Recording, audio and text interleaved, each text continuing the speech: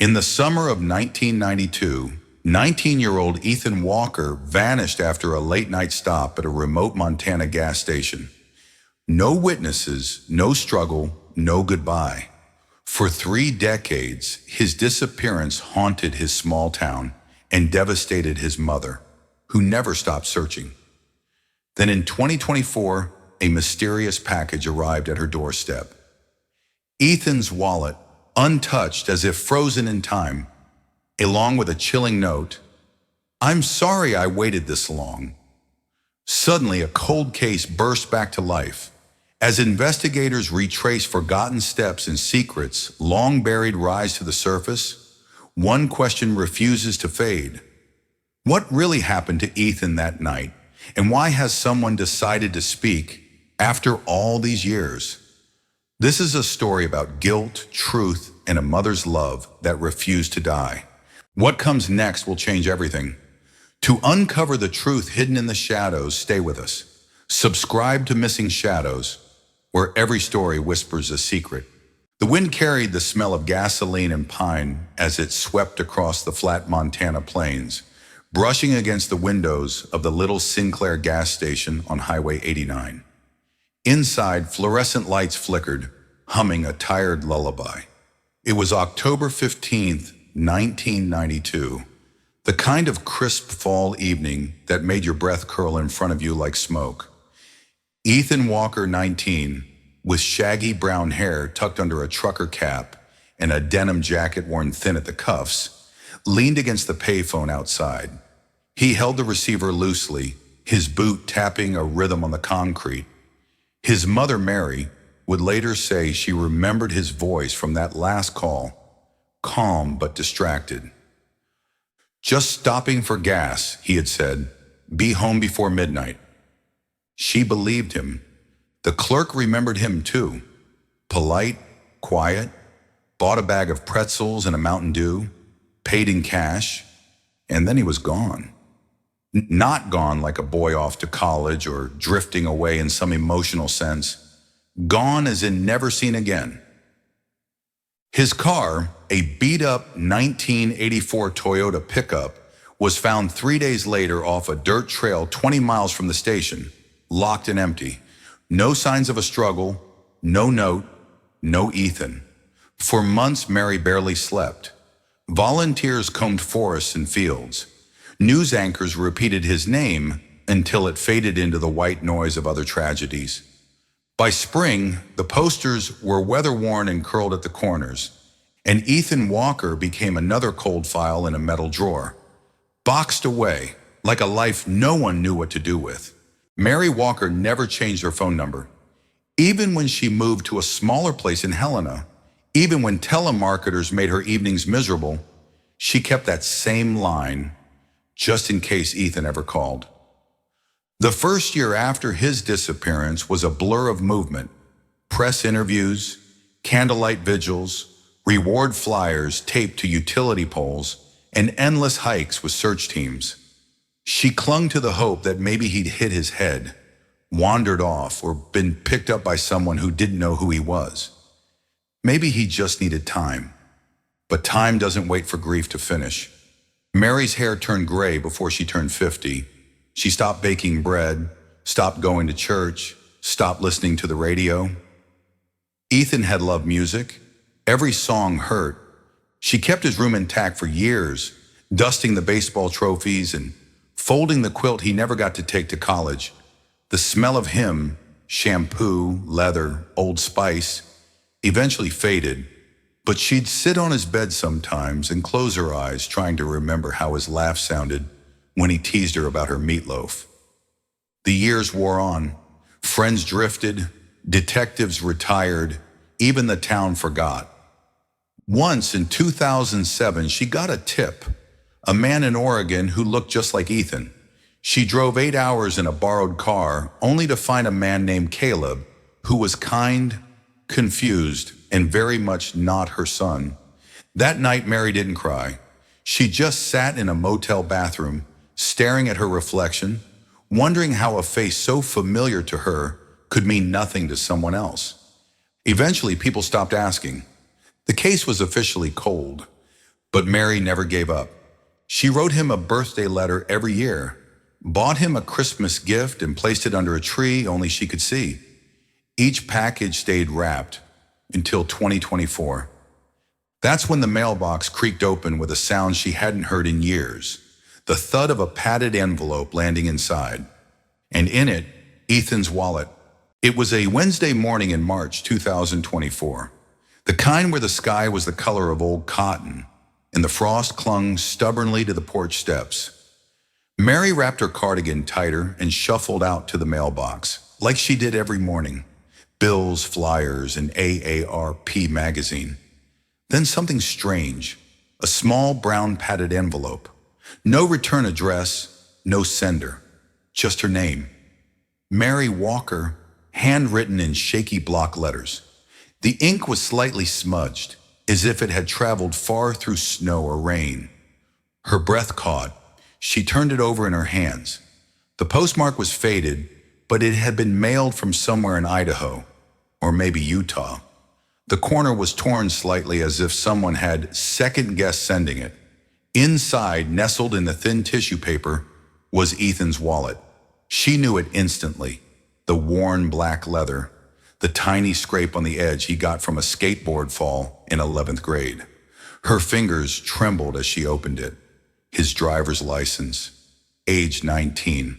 Photo slightly faded, but still him. Library card, a folded $5 bill, a snapshot of her and Ethan at the county fair. She had forgotten he even had that picture. And then the note, a single piece of paper, yellowed, handwritten in tight, slanted cursive. "I'm sorry, I didn't mean for it to happen. He didn't deserve it. M." Mary's knees buckled.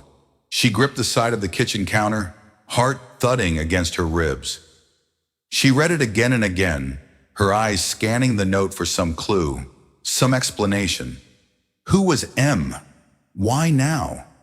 She called the police. Within hours, a detective showed up, younger than Ethan would have been. They took the wallet, photographed everything, promised to reopen the case.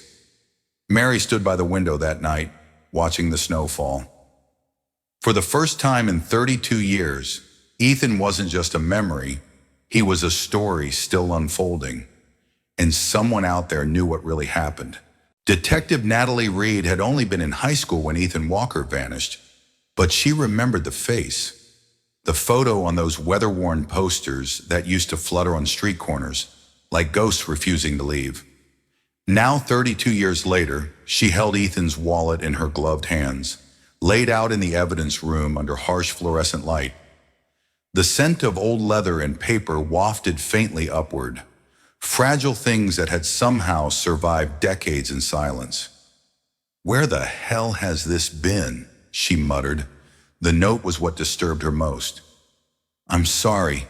I didn't mean for it to happen. He didn't deserve it. M." She read it again. The ink had bled slightly into the paper fibers, which dated it, at least before the last decade. No fingerprints, no DNA, just that one haunting line and a single letter. Natalie reopened the case file. The old detective's notes were all typed and clipped in careful stacks. She mapped the gas station, the location of Ethan's car, the phone records, the cashier's original statement.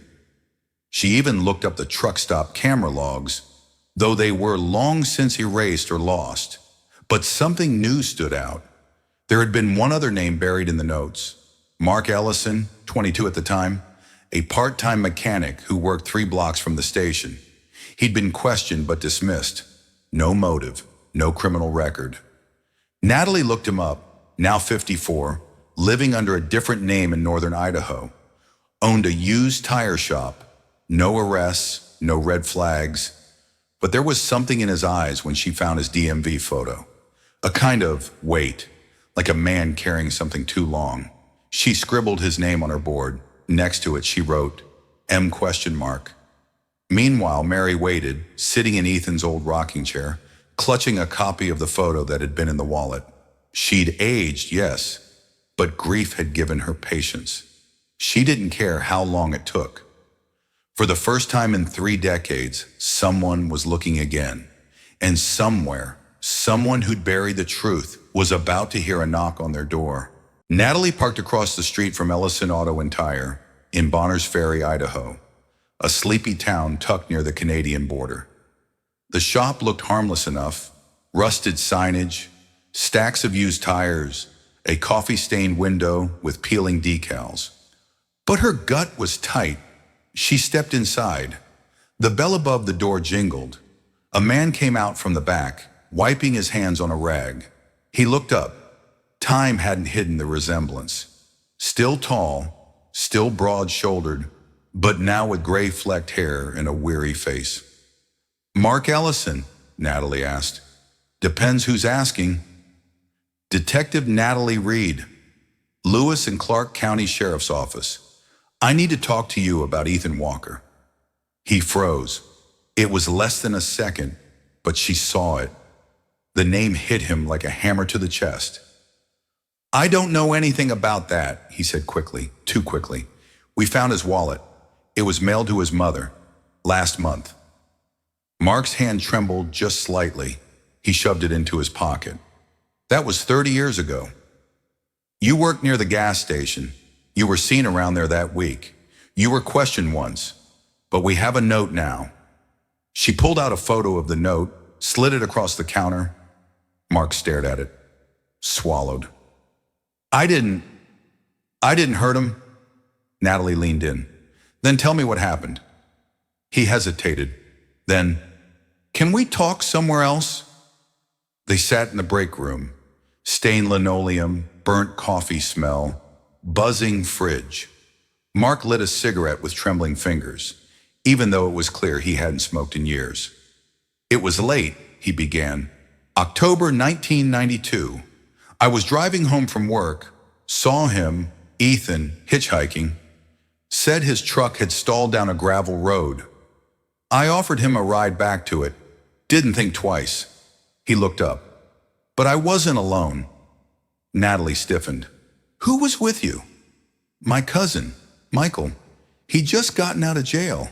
I didn't trust him, but I didn't want to leave him stranded either." Mark paused, his voice breaking. "Something happened. I don't know exactly what. There was an argument. I stepped out to smoke, and when I came back, Ethan was gone. Michael said he took off, but..." He looked down. "There was blood on the tailgate. I panicked. I didn't go to the cops. I thought, maybe he's lying. Maybe Ethan's fine. But he wasn't." Natalie's pulse pounded.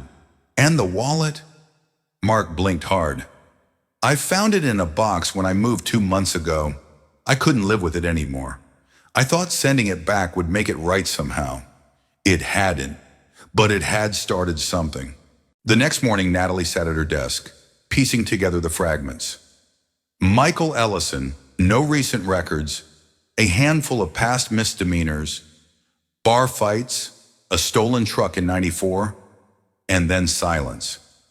Last known address, a trailer park outside Spokane, Washington. No driver's license renewal since 2008.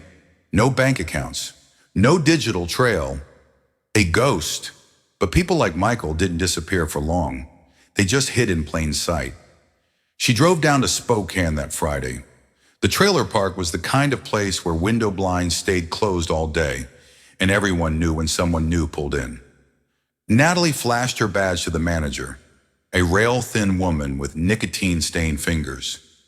"Michael Ellison? Lived here a while back," the woman said. "Creepy guy. Didn't talk much. Kept to himself. Left one night in 2012. Never came back." "Did he say where he was going?" "He didn't say much of anything, but he had a dog, real mean one, and a busted-up red truck. Older model, loud muffler. Could hear him coming half a mile away." Natalie nodded, scribbling notes. She pulled up the old vehicle registration file for a 1982 Ford F-150.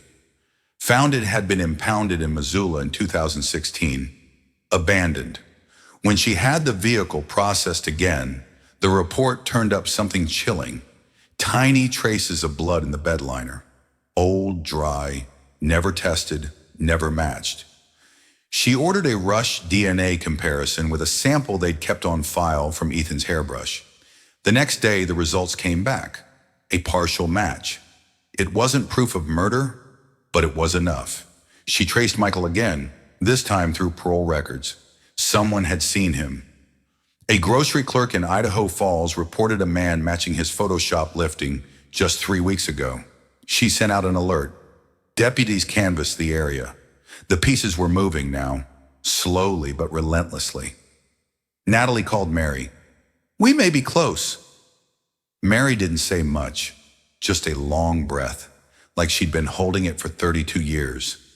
"Do what you have to," she whispered. Later that night, a patrol officer spotted the red truck, parked behind a rundown motel just outside the city. Plates matched, engine cold, no one inside. But when they checked the registry, the room had been rented under the name M. Carter, an alias. They kicked the door in. It was empty, but the bed was unmade. A half-eaten sandwich still sat on the dresser. He'd just been there, maybe minutes before. Michael was running again, but not for long. They found him 3 days later in the woods outside Lemhi County, Idaho, hiding in an abandoned hunting cabin built into a hillside, long forgotten and overgrown. He'd been living off canned food and cigarettes, a rifle by the door, though he never reached for it when they arrived. He didn't resist, didn't speak, just stared blankly at the floor while they cuffed him. Natalie sat across from him in the interrogation room later that night. Michael Ellison looked older than his 53 years, weathered, hollow-eyed, the kind of man who'd spent more time hiding from himself than from the law. "I know you mailed the wallet," she said quietly. "I know you were with Ethan Walker that night. Mark told us everything he could, but it's time for you to speak." He stared at the table for a long time. Then a dry chuckle escaped his lips. "I never meant for it to happen." "Then tell me what did." He lit a cigarette with trembling fingers. His voice was hoarse.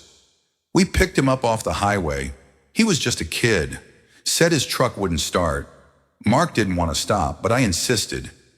He glanced up, eyes glassy. Ethan was polite, too polite. The kind of kid that makes you feel small without even trying. Natalie said nothing. "We got back to his truck, but it was too dark. Mark stayed behind in the cab. I walked with Ethan to look at the engine. That's when I noticed it. The wallet sticking halfway out of his back pocket. I saw the cash, the ID, on that damn picture of his mom." Michael leaned forward. "I didn't plan it, but I grabbed it. I thought I could just take the money, push him down, make it look like nothing. But he turned, fought back. A pause. I shoved him, harder than I meant to. He hit the side of the truck bed, went limp." Michael's voice cracked. "I panicked. Mark was screaming at me. I said he'd just run off. We left. We left him there." Silence. "I didn't know if he was dead, but I didn't go back. I never went back." Natalie stared at him. "Where's his body?" Michael closed his eyes. "There was an old well, about 50 yards off the trail. I panicked. I dragged him there, covered the opening with brush. I told myself he might wake up, that maybe he'd get out, but he never did." The air in the room thickened. He whispered, "I see his face every time I close my eyes." They found the well 2 days later. Overgrown with moss and thyme, it sat at the edge of an old cattle trail long abandoned. Deep, narrow, and forgotten, just like Ethan. The remains were fragile, but DNA confirmed what everyone already knew in their bones. Ethan Walker had never left Montana. Mary stood at the edge of the field, wrapped in a gray shawl, her eyes rimmed red but steady. She had waited 32 years for a body, but more than that, she had waited for truth. The search crews had dug gently, with reverence, lifting out each piece like something sacred. And when the coroner gave her the word, Mary planned the burial. A real one this time, not just an empty grave with a hopeful nameplate. The whole town showed up. Some hadn't known Ethan at all. Others had been in his math class or remembered him bagging groceries at the corner store. His best friend Chris came in from Seattle, older now with two daughters of his own. The pastor from her old church offered to speak, though Mary chose to read the eulogy herself. "My boy never got to grow old," she said softly. "He never got to marry or make mistakes or come home late with excuses. But he was kind, gentle, and he mattered." The wind rustled through the trees. He still matters. The grave was small, but it was real. And when the earth covered the casket, Mary felt something loosen in her chest. Not relief exactly, but rest. Michael Ellison pled guilty to involuntary manslaughter. He received a sentence that might last the rest of his life, though prison was almost beside the point. He never asked for leniency, never offered a defense, only wrote a single letter to Mary, which she never opened. She had what she needed now. Detective Natalie Reed returned to Helena weeks later to close the file. She left a single sticky note inside, "Cold no more." She stopped by Mary's house before heading back to the station. They sat on the porch drinking tea, saying little. Sometimes silence was enough. "Thank you," Mary said at last, "for not letting him stay forgotten." Natalie nodded, blinking against the sun. He never really was. In the corner of Mary's living room, beneath the soft hum of the old ceiling fan, sits a photo of Ethan. The same one that had been in his wallet, sun-bleached and creased, but still smiling. Next to it, a candle burns each night, not out of mourning anymore, but remembrance. Sometimes she talks to him, not with words, but with memory. She tells him the world kept spinning, though it spun a little slower without him. And when she sleeps, she dreams of that gas station in 1992. Only this time, Ethan makes it home. Because some truths take years to surface. Some justice comes slow. But love, real love, never stops waiting. Craving twisted mysteries and haunting tales? Hit subscribe before this story fades into the shadows.